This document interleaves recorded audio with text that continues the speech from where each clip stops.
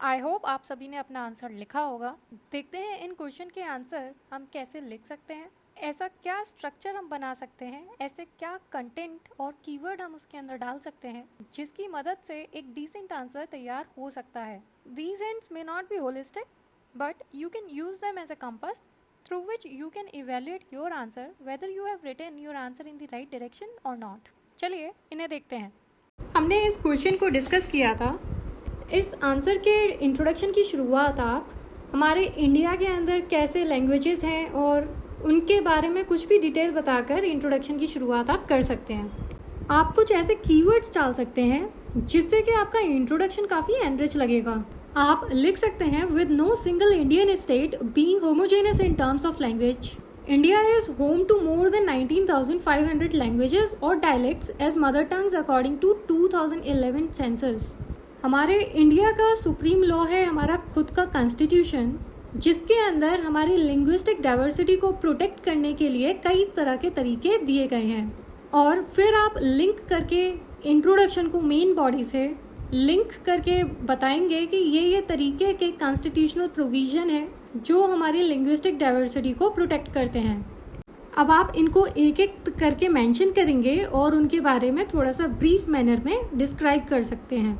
सबसे पहले आप आर्टिकल 29 के बारे में बता सकते हैं and be very careful about writing the constitutional provision because you should know them by heart. Article 29 उन पर्टिकुलर सेक्शन को राइट देता है कि अपनी डिस्टिंक्ट लैंग्वेज को वो कंजर्व कर सकते हैं, और अगर कोई एजुकेशनल इंस्टीट्यूशन है जो स्टेट द्वारा मेंटेन किया जा रहा है या फिर स्टेट फंड से किसी तरह की हेल्प को ले रहा है, तो ऐसे इंस्टीट्यूशन में किसी भी सिटीजन को रिलीजन, रेस, कास्ट, लैंग्वेज के बेस पर उसका एडमिशन डिनाई नहीं किया जा सकता।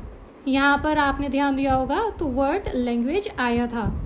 फिर आप आर्टिकल 30 के बारे में बता सकते हैं जो कहता है कि कोई भी लिंग्विस्टिक माइनॉरिटी खुद का एजुकेशनल इंस्टीट्यूशन को इस्टेब्लिश और एडमिनिस्टर कर सकते हैं। स्टेट भी किसी भी तरह का डिस्क्रिमिनेशन नहीं करेगा उन्हें ग्रांट देने में। फिर हमारा 8th शेड्यूल जो कि 22 लैंग्वेजेस जो हमारे देश में बोली जाती हैं उनको रिकॉग्नाइज करता है। साथ ही पार्लियामेंट के अंदर नॉर्मल बिजनेस के लिए हिंदी और इंग्लिश लैंग्वेज का यूज़ किया जा सकता है, लेकिन साथ में कॉन्स्टिट्यूशन हमें अलाउ करता है कि मेंबर्स अपनी मदर टंग के अंदर भी हाउस को एड्रेस कर सकते हैं। साथ में फिर आप आर्टिकल 350B के बारे में भी बता सकते हैं जो कि लिंग्विस्टिक माइनॉरिटी के लिए कोई स्पेशल ऑफिसर की बात करता है जिसकी ड्यूटी होती है कि लिंग्विस्टिक माइनॉरिटी के सेफगार्ड के लिए जो भी कॉन्स्टिट्यूशनल प्रोविज़न दिए गए हैं उनका इम्प्लीमेंटेशन ठीक से कराना। यहाँ पर आप ऑब्जर्व करेंगे कि कॉन्स्टिट्यूशनल प्रोविज़न जो लिंग्विस्टिक डाइवर्सिटी को सेव करने के लिए लिखे जा रहे हैं वो पर्टिकुलर किसी एक चैप्टर से नहीं उठाने, हमें ओवरऑल सोचने की ज़रूरत है। जितने भी सेफगार्ड इस टॉपिक से रिलेटेड हम ढूंढ सकते हैं उन्हें हम बताएंगे।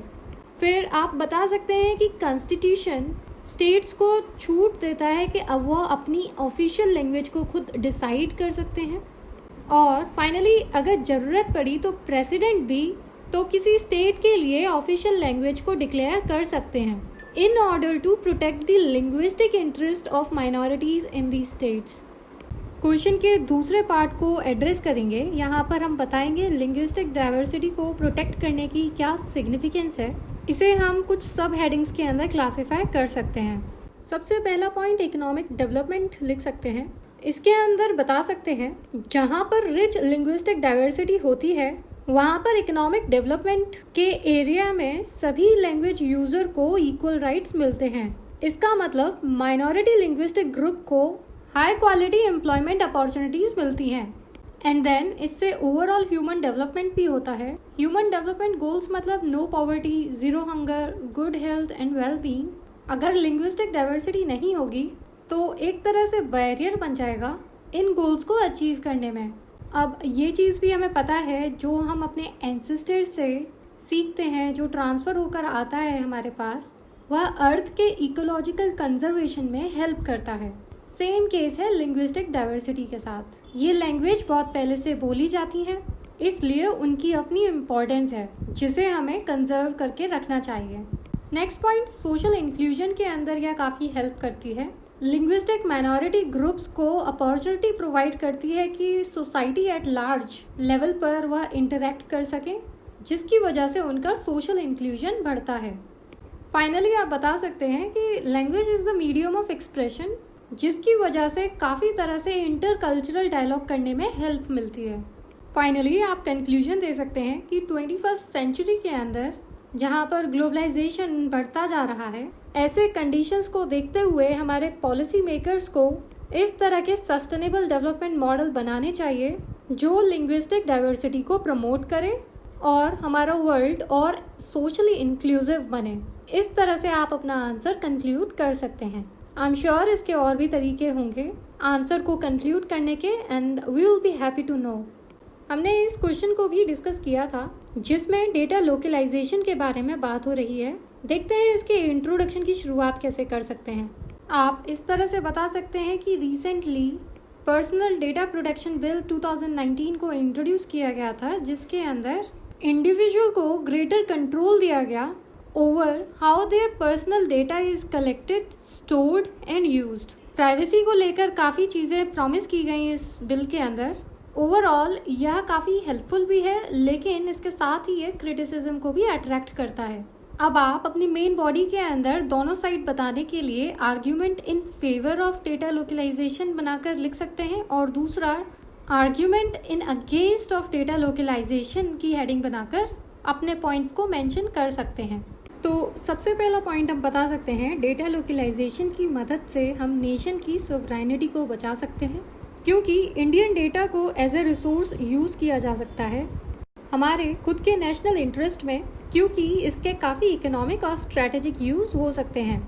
और फिर साथ में अगर डेटा हमारा लोकली अवेलेबल रहेगा तो गवर्नमेंट अच्छे से फंक्शन कर पाएगी। मतलब हमारे लॉ एनफोर्समेंट एजेंसीज़ हैं, ऑफिसेज हैं, उन्हें अगर डेटा की ज़रूरत होगी तो डायरेक्ट इंडिया के अंदर ही सेव्ड उस डेटा को मंगाया जा सकता है। फिर इसके इकोनॉमिक बेनिफिट्स कुछ इस तरह से हैं। डेटा को अगर लोकली बेस्ड किया तो लोकल इंडस्ट्रीज़ बनेंगी, लोकल इंफ्रास्ट्रक्चर बनाने की ज़रूरत पड़ेगी जो एम्प्लॉयमेंट को बढ़ावा देंगे, और साथ में एक AI इकोसिस्टम बनेगा, मतलब आर्टिफिशियल इंटेलिजेंस इकोसिस्टम, जो आगे की नई टेक्नोलॉजी को हमारे देश में लाने में मदद करेगा। और फिर आप बता सकते हैं डेटा लोकलाइजेशन हमारे सिविल लिबर्टीज़ को प्रोटेक्ट करने में मदद करेगा। कैसे? डेटा को अगर लोकली होस्ट किया जाएगा तो वो प्राइवेसी और सिक्योरिटी को बढ़ावा देगा और उन पर इंडियन लॉ अप्लाई होंगे, जिससे कि वायलेशन अगर कुछ होगा तो लोकल रेमेडीज़ का यूज़ करके अपनी ग्रीवियंसेस को सॉल्व कर सकते हैं। अब क्वेश्चन के दूसरे एस्पेक्ट को डील करेंगे। डेटा लोकलाइजेशन के आर्ग्यूमेंट्स इन अगेंस्ट को हम लिस्ट आउट कर सकते हैं। पहला पॉइंट हम बता सकते हैं कि ऐसा एज्यूम कर लेना कि डेटा प्रोटेक्शन से प्राइवेसी प्रोटेक्शन हमारा बेटर रहेगा, ऐसा ज़रूरी नहीं है, क्योंकि डेटा लोकलाइजेशन ना होना एकमात्र प्रॉब्लम नहीं है। डेटा की सिक्योरिटी और भी कई फैक्टर से डिटरमाइन की जाती है, जैसे कि हम और क्या टेक्निकल मेजर्स ले रहे हैं, साइबर सिक्योरिटी प्रोटोकॉल्स कैसे हैं, इस तरह की तमाम चीज़ें होती हैं। तो सिर्फ डेटा को लोकली बेस्ड करने से हमारी प्रॉब्लम सॉल्व नहीं होती हैं। दूसरा पॉइंट आप बता सकते हैं, डेटा लोकलाइजेशन से फॉरेन इंटेलिजेंस और फॉरेन स्टेट अनऑथराइज्ड तरीके से हमारे डेटा को यूज़ करते हैं, उससे तो बचा जा सकता है, लेकिन ये चीज़ डोमेस्टिक सर्वेलेंस को बढ़ावा दे सकती है। मतलब हमारा खुद का स्टेट, हमारा खुद का नेशन हम पर नज़र रख सकता है और हम पर ही सर्वेलेंस कर सकता है। और फिर आप एक्स्ट्रा टेरिटोरियल एप्लीकेशन के बारे में बता सकते हैं कि बिल के अंदर यह चीज़ इंश्योर की जाती है कि अगर डेटा बाहर ट्रांसफर्ड है तो उस पर भी डेटा प्रोटेक्शन ऑब्लिगेशंस लगे हुए होंगे, मतलब उन्हें भी लॉ के अकॉर्डिंग यूज़ किया जाएगा। इस तरह से डेटा लोकलाइजेशन की जो नीड होती है वो अपने आप रिड्यूस हो जाती है। इस तरह से कुछ पॉइंट्स हैं, आप लिख सकते हैं। फाइनली आंसर को आप कंक्लूड कर सकते हैं वे फॉरवर्ड देकर, क्योंकि इतना लिखने के बाद वर्ड लिमिट ब्रीच नहीं होनी चाहिए, इसलिए आप ब्रीफली लिख सकते हैं कि जॉइंट पार्लियामेंट्री कमेटी को लोकलाइजेशन के प्रोविजंस की अच्छे से जांच करनी चाहिए, इवेल्युएट करना चाहिए जो बिल के अंदर दिए हुए हैं, और हमारे नेशन की नीड के अकॉर्डिंग इस प्रोविज़न को मॉडिफाई करना चाहिए और प्रैक्टिकल लेवल पर इसे अप्लाई करने के पर्पज़ से नेसेसरी रिफॉर्म लाने चाहिए। इस तरह से आप इस आंसर को कंक्लूड कर सकते हैं। फाइनली बात करते हैं कि ऐसा कौन सा एक्स फैक्टर होता है ऐसे कैंडिडेट के बीच जिसकी नॉलेज टॉपर की नॉलेज के इक्वली होती है, पर फिर भी उसे टॉपर से कम मार्क्स मिलते हैं। ऑलमोस्ट किसी भी टॉपर की कॉपी अगर आप उठाएंगे तो उसके अंदर कुछ चीज़ें कॉमन दिखाई पड़ेंगी। पहला, जितना भी पॉसिबल हो उतना ये पॉइंट में बनाकर आंसर देते हैं, कीवर्ड्स के नीचे अंडरलाइन करते हैं जिससे कि एग्जामिनर की अटेंशन डायरेक्टली उन कीवर्ड्स पे जाए।